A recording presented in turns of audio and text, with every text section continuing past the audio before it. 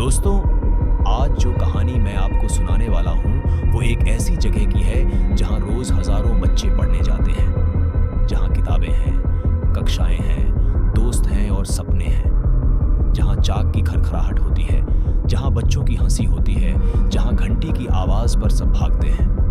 पर उस जगह में एक ऐसा साया भी था जो किसी को दिखता नहीं था। जो हंसता था तो उसकी हंसी में दर्द था, जो पढ़ाता था तो उसकी पढ़ाई में डर था, और जो नजर रखता था तो उसकी नजर में एक अजीब सी खुनसी थी जो बताई नहीं बताती थी पर महसूस होती थी। ये कहानी है बेंगलोर के एक स्कूल की, एक ऐसे टीचर की जो बच्चों को पढ़ाते नहीं थे बल्कि उन्हें अंदर से तोड़ते थे, और उन 5 बच्चों की जिन्होंने हार नहीं मानी, जिन्होंने मिलकर लड़ने का फैसला किया और जिन्हें नहीं पता था कि यह लड़ाई उनके जीतने के बाद भी खत्म नहीं होगी। तो बैठ जाइए दोस्तों, गहरी सांस लीजिए और सुनिए आज की कहानी जिसका नाम है काले सर।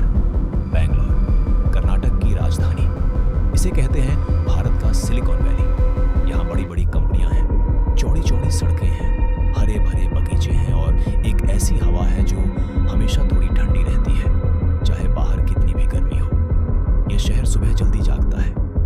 इडली सांभर की खुशबू गली गली में होती है, ऑटो रिक्शा की आवाज, मेट्रो की सीटी, दफ्तरों की भीड़। यह शहर कभी सोता नहीं, हमेशा चलता रहता है। पर इसी बेंगलोर के एक मोहल्ले में, जहां पुराने नारियल के पेड़ों की छाया है, जहां सुबह सुबह कोकिल की आवाज आती है और जहां दोपहर में फूलों की महक हवा में घुली होती है, वहां एक स्कूल है।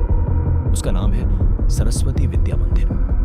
पुराना स्कूल है, 5 दशक से भी ज्यादा पुराना। इसकी दीवारें क्रीम और हरे रंग की हैं, जो साल दर साल धूप में खुलती आई है। इसका मैदान बड़ा है और उस पर बरगद का एक पुराना पेड़ है, जिसकी छाया इतनी घनी है कि दोपहर में भी वहाँ ठंडक रहती है। यहाँ के बच्चे खुश रहते हैं, यहाँ के टीचर अच्छे हैं, यहाँ का माहौल एक परिवार जैसा है।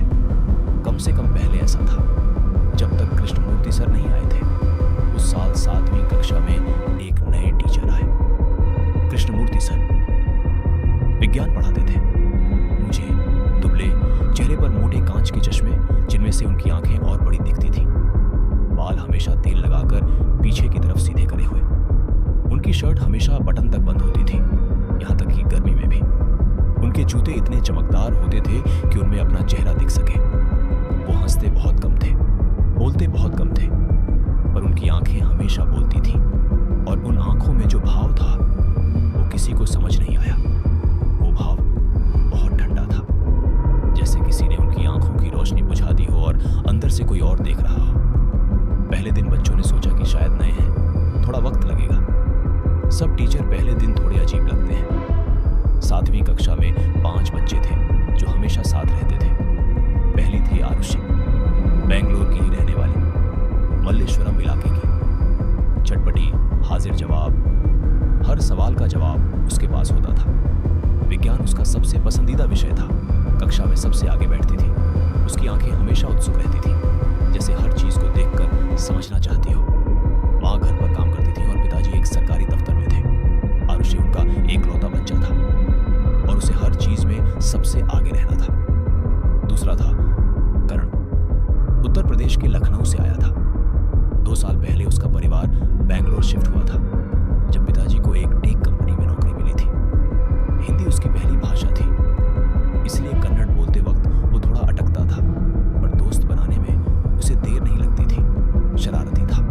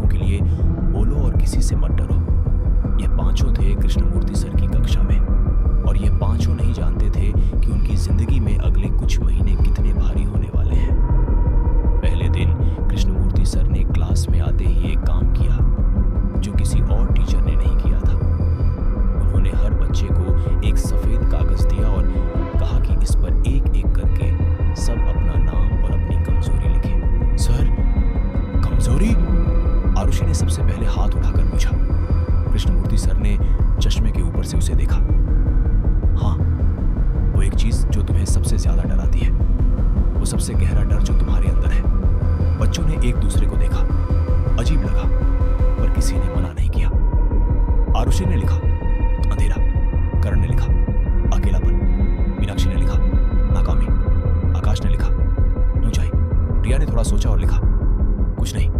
कृष्णमूर्ति सर ने एक एक कागज उठाया, पढ़ा और फिर बहुत धीरे से उनके चेहरे पर एक मुस्कान आई, इतनी हल्की कि लगभग नहीं थी, पर आरुषि ने देखी और उसे पल भर के लिए अजीब लगा। सर ये किस लिए? आरुषि ने पूछा। ताकि मुझे पता रहे कि कौन सा बच्चा कहाँ कमजोर है, उन्होंने कागज अपनी टेबल के दराज में रखते हुए कहा, और मैं उस पर काम कर सकूं। बात सुनने में बिल्कुल ठीक लगी, जैसे एक अच्छा टीचर कहे, पर महसूस करने में कुछ था, एक हल्का सा खरखरापन जो उस पर ठीक से नहीं पकड़ा गया। अगला हफ्ता शुरू हुआ और तब से शुरू हुई असली कहानी। कृष्णमूर्ति सर ने विज्ञान पढ़ाना शुरू किया, पर उनका तरीका बाकी टीचरों से बिल्कुल अलग था। वो पढ़ाते कम थे, परखते ज्यादा थे। रोज कक्षा में आते ही किसी एक बच्चे को उठाते और उससे अचानक सवाल पूछते, और अगर जवाब गलत होता या थोड़ा भी अधूरा होता तो जो होता था वो पढ़ाई नहीं था। पहले हफ्ते सोमवार को उन्होंने करण को उठाया। करण उठा, उसने शर्ट ठीक की। कल जो पाठ पढ़ाया था उसमें न्यूटन का तीसरा नियम क्या था? करण ने बताने की कोशिश की, उसे याद था, पर बीच में एक जगह शब्द रुक गए। हर क्रिया की बराबर और विपरीत प्रतिक्रिया होती है। बस कृष्णमूर्ति सर ने चश्मे के ऊपर से देखा। उनकी आवाज में न गुस्सा था न तेजी, पर उसमें एक ऐसी ठंडक थी जो कान से होते हुए सीधे रीढ़ में उतरती थी। जी सर। तुम जानते हो कर्ण? कृष्णमूर्ति सर ने कुर्सी से उठकर धीरे धीरे उसकी तरफ चलते हुए कहा, तुमसे पहले इसी कक्षा में एक और बच्चा था जो ऐसे ही अटका करता था। बहुत होशियार समझता था खुद को, पर जब परीक्षा आई तो वो उस कक्षा में गया जहां सबसे कमजोर बच्चे बैठते हैं, डी सेक्शन। क्या तुम वहां जाना चाहते हो? करण का चेहरा लाल हो गया। नहीं सर। तो याद रखो, वो वापस कुर्सी पर गए, पूरा। और यही हर रोज होने लगा। रोज किसी न किसी बच्चे को उठाते, रोज उसकी कमजोरी पर उंगली रखते, रोज उसे सबके सामने इस तरह से बोलते कि वो अंदर से छोटा हो जाए। और यह छोटा करना सिर्फ शब्दों से नहीं होता था, वो इससे आगे जाते थे। दूसरे हफ्ते उन्होंने आरुषि से कहा, उन्होंने कक्षा में आकर एक किताब का नाम लिखा, आरुषि। यह किताब लाइब्रेरी के पुराने भंडार कक्ष में होगी, जाओ और लेकर आओ। आरुषि जानती थी कि वो पुराना भंडार कक्ष स्कूल के सबसे पुराने हिस्से में था। 30 साल पहले यह एक क्लासरूम था, फिर बंद कर दिया गया था। दीवारें पीली हो चुकी थी, उसमें रोशनी नहीं थी, खिड़की टूटी हुई थी और वहां कोई नहीं जाता था क्योंकि वो जगह बस एक भारी घुटन भरी चुप्पी में डूबी रहती थी। आरुषि जानती थी, उसने खुद लिखा था अंधेरा, और कृष्णमूर्ति सर उसे वहां भेज रहे थे। उसने एक पल हिचकिचाया, अकेले जाऊं सर? क्लास में और कौन जाएगा तुम्हारे साथ? तुम्हारी क्लास तो पढ़ रही है।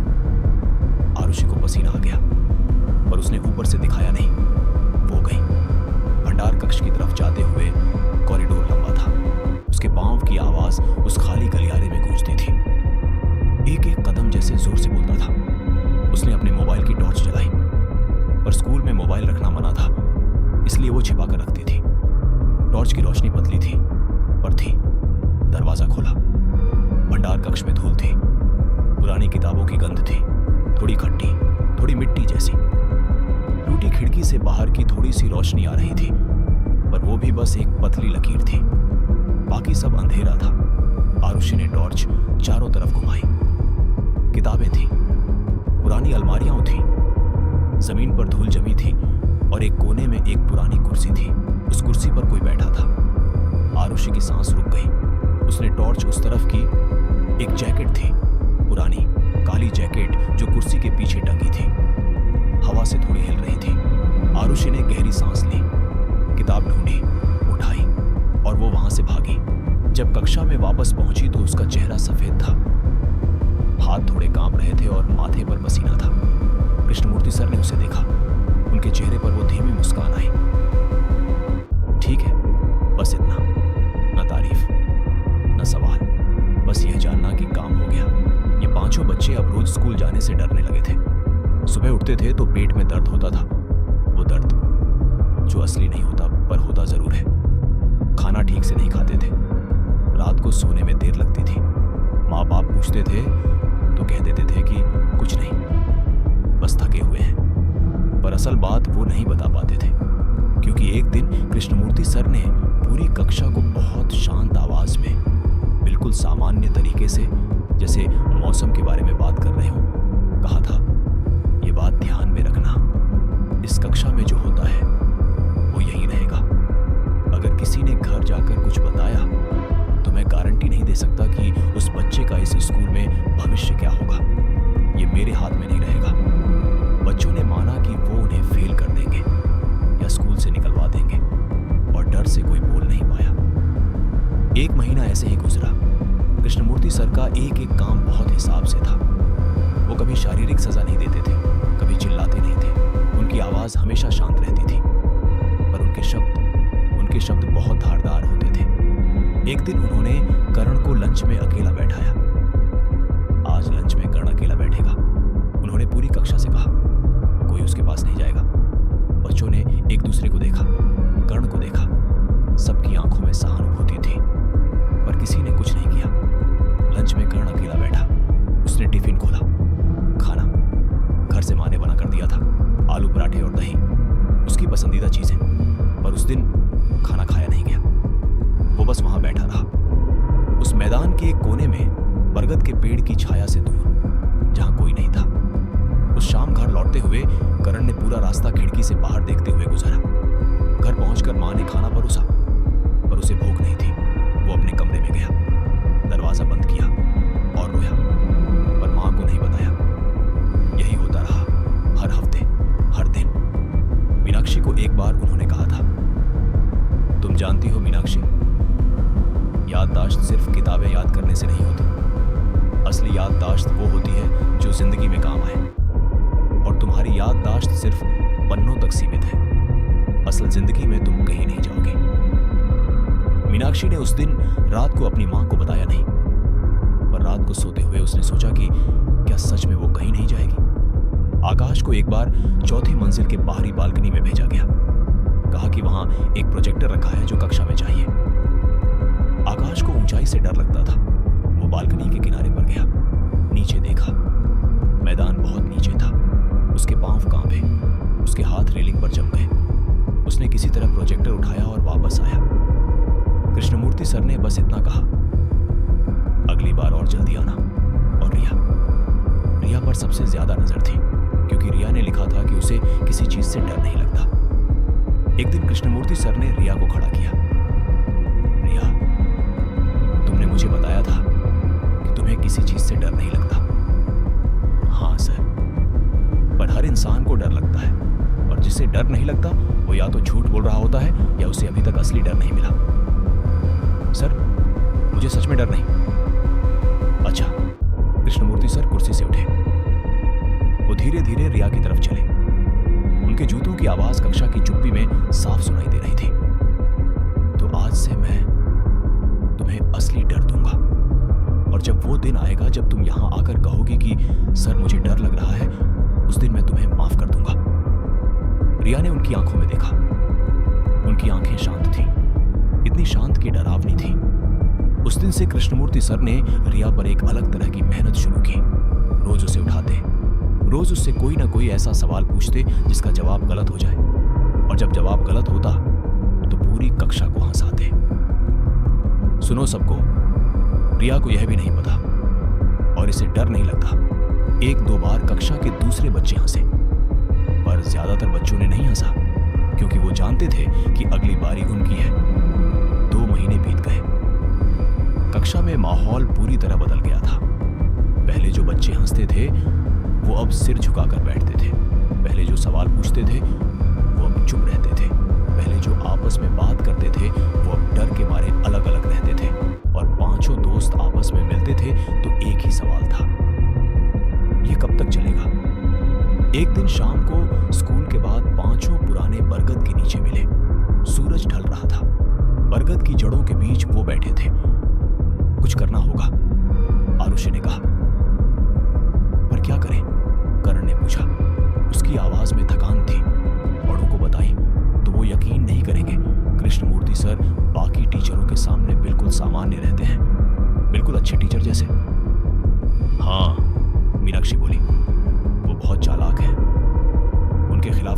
आसान नहीं है।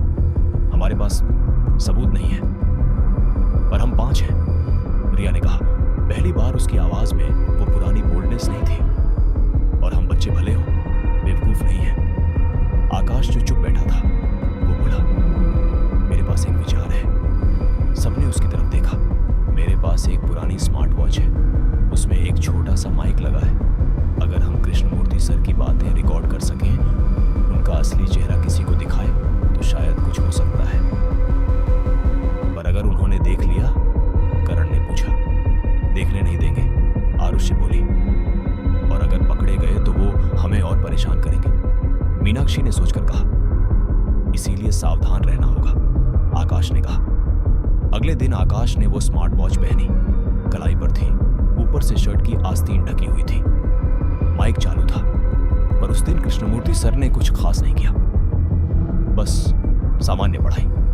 अगले दिन भी यही हुआ, जैसे उन्हें कुछ पता हो। तीसरे दिन कृष्णमूर्ति सर ने आकाश को उठाया। आकाश, वो वॉच क्या है तुम्हारी कलाई पर? आकाश का दिल डूब गया। बस एक पुरानी वॉच है सर। उतारो। उन्होंने वॉच देखी, माइक वाले हिस्से को देखा। एक लंबी चुप्पी। ठीक है, वॉच वापस दी, बाद में बात करेंगे। पर उस दिन के बाद 5 बच्चों पर कृष्णमूर्ति सर की नजर और तेज हो गई, जैसे वो जान गए हो। अब वो हर चाल को पहले ही रोकने लगे। 5 बच्चे फिर से मिले। हमें कोई और रास्ता निकालना होगा, रिया ने कहा। मीनाक्षी कुछ देर चुप रही, फिर बोली, मेरे पास घर में एक बहुत छोटा सा वीडियो कैमरा है। मेरे काका ने विदेश से लाया था। उसे किताब के अंदर छिपाया जा सकता है। अगर कक्षा में किताब खुली रखें तो कैमरा दिखाई नहीं देगा, आरुषि ने जोड़ा। पर इस बार बहुत सावधान रहना होगा, करण ने कहा। हाँ, रिया बोली। इस बार एक भी गलती नहीं। अगले दिन मीनाक्षी वो छोटा कैमरा लेकर आई। उसने उसे एक पुरानी विज्ञान की किताब के ढक्कन में बहुत सावधानी से लगाया। किताब की रीढ़ पर एक छोटा सा छेद था, जिसमें से कैमरे का लेंस बाहर था। कक्षा में पहुंचकर मीनाक्षी ने वो किताब बेंच पर रखी। किताब का वो हिस्सा जहां लेंस था, वो कृष्णमूर्ति सर की तरफ था। रिकॉर्डिंग शुरू हुई, और उस दिन कृष्णमूर्ति सर ने जो किया वो सब रिकॉर्ड हो गया। उन्होंने रिया को खड़ा किया। रिया, तुमने बोला था कि तुम्हें डर नहीं लगता। आज मैं तुम्हें साबित करके दिखाता हूं। सबके सामने खड़ी हो जाओ और बोलो कि तुम पढ़ाई में कमजोर हो। सर, मैं ये नहीं बोलूंगी। नहीं बोलोगी? उनकी आवाज शांत थी। वो उठे, धीरे धीरे रिया की तरफ चले। उनके जूतों की आवाज आ रही थी, ठक ठक ठक। तो फिर तुम्हें अभी इस कक्षा से बाहर जाना होगा और प्रिंसिपल से मिलना होगा। मैं जाकर बताऊंगा कि तुमने कक्षा में मेरी बात नहीं मानी। पर मैंने कोई बात नहीं काटी सर। कक्षा में टीचर से सवाल करना बदतमीजी नहीं है। जाओ। रिया के आंसू आने वाले थे। उसने रोके, और याद रहे, उन्होंने नीचे झुककर बहुत धीरे से, इतनी धीरे से कि सिर्फ रिया सुन सके, कहा, जितना जल्दी तुम मानो उतना अच्छा। यह सब रिकॉर्ड हो गया। उस शाम 5 बच्चे आरुषि के घर के पास वाले पुराने पार्क में मिले। मीनाक्षी ने कैमरा निकाला, वीडियो चलाया। सब चुप बैठे रहे और देखते रहे। कृष्णमूर्ति सर की आवाज उस छोटे कैमरे से भी साफ आ रही थी। वो ठंडा स्वर, वो शांत अत्याचार, सब दिख रहा था। वीडियो खत्म हुआ, लंबी चुप्पी। अब हमें यह दिखाना होगा, आरुषि ने कहा। किसे? माँ बाप को, रिया ने कहा। और इस बार हम सब साथ जाएंगे, 5। पर क्या वो यकीन करेंगे? आकाश ने पूछा। वीडियो है, मीनाक्षी ने कहा। और इस बार हम 5 हैं, एक नहीं। उस शाम 5 बच्चे अपने अपने घर गए, और उस रात पहली बार उन्होंने अपने माँ बाप को सब बताया। आरुषि ने अपनी माँ को बताया। पहले माँ को यकीन नहीं हुआ, फिर वीडियो देखा, उनके हाथ कांप गए। उन्होंने आरुषि को गले लगाया और पूछा, बेटा इतने दिन चुप क्यों रही? करण के पिताजी ने पूरी बात सुनी, फिर उठे, कोट पहना और बोले, कल सुबह स्कूल चलते हैं। मीनाक्षी की मां ने बेटी को देर तक गले लगाए रखा और रोती रही। आकाश की मां ने वीडियो देखा और सीधे फोन उठाया बाकी बच्चों के माँ बाप को बुलाने के लिए। और रिया ने अपने पिताजी को बताया। रिया के पिताजी एक वकील थे। उन्होंने पूरी बात सुनी, वीडियो देखा। धीरे से अपनी बेटी के सिर पर हाथ रखा और बोले, तुमने बहुत सही किया और अब मैं हूं। अगले दिन सुबह सरस्वती विद्या मंदिर के सामने 5 परिवार इकट्ठे थे। उनके हाथों में वो वीडियो था, उनकी आंखों में गुस्सा था और उनके साथ 5 बच्चे थे जो कई महीनों बाद पहली बार डरे नहीं थे। प्रिंसिपल ने उन्हें अंदर बुलाया। कृष्णमूर्ति सर को भी बुलाया गया। जब वो कमरे में आए तो उन्होंने 5 बच्चों को देखा। उनके चेहरे पर वो धीमी मुस्कान नहीं थी। पहली बार उनके चेहरे पर कुछ और था, पर वो क्या था कोई ठीक से नहीं पढ़ पाया। रिया के पिताजी ने वीडियो चलाया। कमरे में चुप्पी। जब वीडियो खत्म हुआ तो उन्होंने कहा, ये वीडियो मेरे पास है और अगर आज इस स्कूल से इन्हें नहीं हटाया गया तो कल यह हर न्यूज चैनल पर होगा। प्रिंसिपल का चेहरा बदल गया। कृष्णमूर्ति सर ने कहा, मैंने बस बच्चों को अनुशासन सिखाने की कोशिश की। यह अनुशासन नहीं है, आरुषि की मां ने कहा, यह अत्याचार है।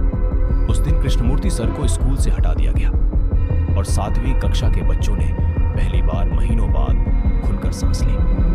उस शाम 5 दोस्त उसी बरगद के नीचे मिले। सूरज ढल रहा था। बरगद की जड़ों पर बैठे थे। पहली बार हंस रहे थे। यार हम जीत गए, करण ने कहा। हाँ, रिया बोली, हम जीत गए, अब सब ठीक हो जाएगा। आकाश ने कहा। हाँ, आरुषि ने कहा। अब सब ठीक है। पर मीनाक्षी चुप थी। मीनाक्षी? आरुषि ने पूछा। कुछ नहीं, मीनाक्षी ने कहा। फिर रुकी। बस एक बात। क्या? जब कृष्णमूर्ति सर कमरे से निकले, जाते हुए उन्होंने एक बार हमारी तरफ देखा था। तो देखा होगा, करण ने कहा। उनकी आंखें। मीनाक्षी की आवाज बहुत धीमी हो गई।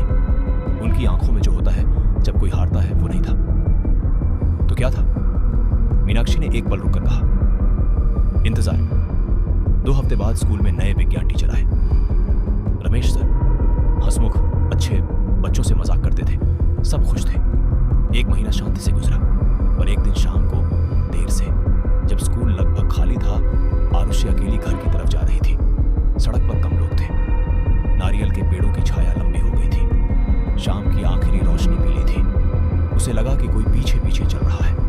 उसने पीछे मुड़कर देखा, कोई नहीं था। वो चलती रही। फिर लगा पैरों की आहट, पर बहुत धीमी। उसने फिर देखा, खाली सड़क। पर तभी एक पुराने नारियल के पेड़ की छाया में, शाम की आखिरी पीली रोशनी में उसे एक आकृति दिखी। ऊंची, दुबली, चश्मा और बाल पीछे की तरफ तेल से सीधे किए हुए। आरुषि ने एक पल देखा, आंखें झपकाई। वहां कोई नहीं था। वो तेज कदमों से घर पहुंची। दरवाजा बंद किया। मां को नहीं बताया। अगले दिन करण ने बताया कि रात को उसे एक अजीब सा फोन आया। नंबर अनजाना था। उसने उठाया तो दूसरी तरफ से कोई आवाज नहीं आई। बस एक बहुत धीमी, बहुत शांत सांस की आवाज थी, जैसे कोई बहुत शांत बैठकर सांस ले रहा हो। मैंने काट दिया, करण ने कहा। पर रात को जब मैं सो रहा था तो मुझे लगा कि मेरे कमरे की खिड़की के बाहर कोई खड़ा है। जब मैं उठकर देखने गया, कोई नहीं था। हाँ, वो सब एक दूसरे को देखने लगे। मीनाक्षी, आरुषि ने कहा, तुमने उस दिन कहा था कि उनकी आंखों में इंतजार था। मीनाक्षी चुप रही। उस पल कक्षा का दरवाजा खुला। एक आवाज आई, बच्चों, आज रमेश सर की तबीयत ठीक नहीं है, आज मैं पढ़ाऊंगा। आवाज सुनकर सबने दरवाजे की तरफ देखा। दरवाजे पर कोई नहीं था, बस एक काली छाया थी दरवाजे के चौखट में, जहां रोशनी और अंधेरा मिलते थे। और उस छाया में बहुत धीमी, बहुत शांत चमक थी, चश्मे की और बाल पीछे की तरफ सीधे किए हुए। आरुषि, करण, मीनाक्षी, आकाश और रिया, 5 के 5 एक साथ उठे और बाहर भागे। कॉरिडोर में आए। पीछे मुड़कर देखा, कक्षा का दरवाजा बंद था और दरवाजे के शीशे से अंदर से बहुत धीरे धीरे कोई देख रहा था। वही चश्मा, वही आंखें, और इस बार उन आंखों में इंतजार नहीं था। दोस्तों, ये थी काले सर की कहानी। कुछ लोग ऐसे होते हैं जो बच्चों की कमजोरियों को ताकत नहीं बनाते, बल्कि उन्हें हथियार की तरह इस्तेमाल करते हैं। और बच्चे भले छोटे हों, पर जब वो साथ आते हैं, जब वो एक दूसरे पर भरोसा करते हैं, तो वो किसी से नहीं हारते। पर इस कहानी का सबक यह भी है कि कुछ चीजें इतनी आसानी से नहीं जाती। कुछ साए ऐसे होते हैं जो उजाला होने से नहीं जाते। कुछ आंखें ऐसी होती हैं जो अंधेरे में भी देखती रहती हैं। कुछ इंतज़ार ऐसे होते हैं जो बहुत लंबे होते हैं। तो अगर कभी आपके आसपास कोई ऐसा हो जो आपको छोटा महसूस कराए, जो आपकी कमजोरी को निशाना बनाए, तो घबराइए मत, अकेले मत रहिए, बोलिए, साथ मिलकर लड़िए। और हाँ, एक बात और, जब आप जीत जाए तो खुश हो जाइए, पर पूरी तरह से मत भूलिए, क्योंकि कुछ साए जाते नहीं, वो बस इंतजार करते हैं।